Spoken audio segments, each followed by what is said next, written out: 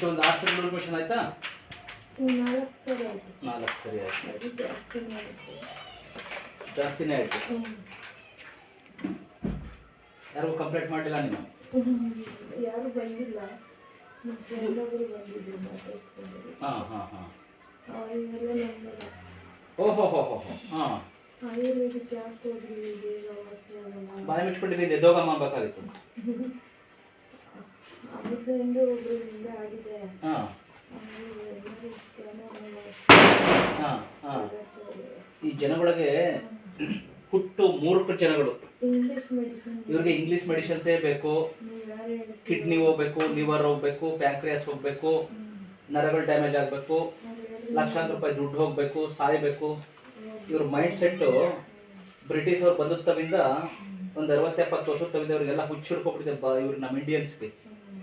ಅದನ್ನು ತಗೊಂಡ್ರೆ ಸರಿ ಹೋಗ್ತದೆ, ಇಲ್ಲಾಂದ್ರೆ ಸರಿ ಹೋಗೋದಿಲ್ಲ. ಹೋಗೋರ್ನು ಹಾಳು ಮಾಡೋದು, ಇವ್ರು ಹಾಳಾಗೋದಲ್ಲದೆ ಬೇರೆಯವ್ರನ್ನೂ ಹಾಳು ಮಾಡೋದು. ಇಂಥ ದಡ್ಡ ಜನಗಳು ನಮ್ಮ ಇಂಡಿಯನ್ಸ್. ಹಾಂ ಹಾಂ.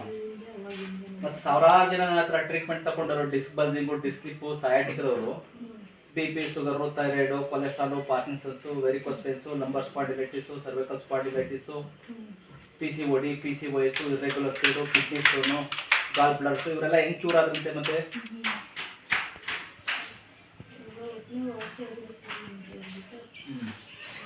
ಹೇಳ್ಬೇಕಿತ್ತು. ನಮ್ಮ ರಿಲೇಟಿವ್ ನಮ್ಗೆ ಗೊತ್ತಿರೋರು ಹೋಗಿದ್ರು, ಅವ್ರು ಹುಷಾರಾದ್ಮೇಲೆ ನಾವು ಹೋಗಿರೋದು. ನಾವು ಆ ಥರ ಡೌಟ್ ಪಟ್ಕೊಂಡೆ ಹೋಗಿರ್ಲಿಲ್ಲ. ಹಾಂ ಹಾಂ ಹಾಂ ಹಾಂ ಹಾಂ. ಹೇಳ್ಬೇಕಿತ್ತು. ನಾನು ಇವಾಗ ಪೂರ್ತಿ ನಾನು ಕ್ಯೂರ್ ಮಾಡ್ಕೊಂಡು ಬಂದರೆ ನಿನ್ನ ಪ್ರಾಪರ್ಟಿ ನಾನು ಬರ್ಕೊಬಿಡ್ತೀವಿ ಆಗ್ಬೇಕಾಯ್ತು. ಬರೀ ನಂಬಿಕೆ ಇದ್ಬಿಟ್ರೆ ಆಗೋದಿಲ್ಲ. ಅಲ್ಲಿ ಕರೆಕ್ಟಾಗಿ ಟ್ರೀಟ್ಮೆಂಟ್ ಮಾಡಿದ್ರೇ ಆಗೋದು.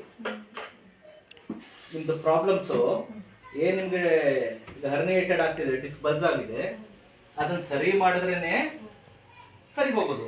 ಸುಮ್ಮನೆ ನಂಬಿಕೆ ಇಟ್ಕೊಂಡು ಸರಿ ಹೋಗ್ತದೆ ಅಂತ ನಾನು ಕೈ ಮುಕ್ಕೊಂಡು ಕೂತ್ಕೊಂಡು ನೀವು ಊದ್ಗಡ್ಡೆ ಬೆಳಕೊಂಡು ಕೂತ್ಕೊಂಡ್ರೆ ಸರಿ ಹೋಗೋದಿಲ್ಲ.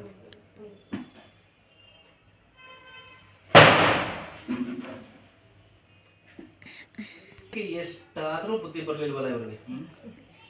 ಈಗ ಈ 60-70 ವರ್ಷದ ಹಿಂದೆ ಸಾವಿರಾರು ಮಿಲಿಯನ್ ಟ್ರಿಲಿಯನ್ ವರ್ಷಗಳಿಂದ ಇವ್ರಿಗೆಲ್ಲ ಏನು ತಾತಂದಿರ ಬಂದಿದ್ರ, ಇಂಗ್ಲಿಷ್ನವರೇ ಬಂದಿದ್ರ ಇವ್ರಿಗೆಲ್ಲ ಮೆಡಿಸಿನ್ಸ್ ಕೊಡೋದಕ್ಕೆ?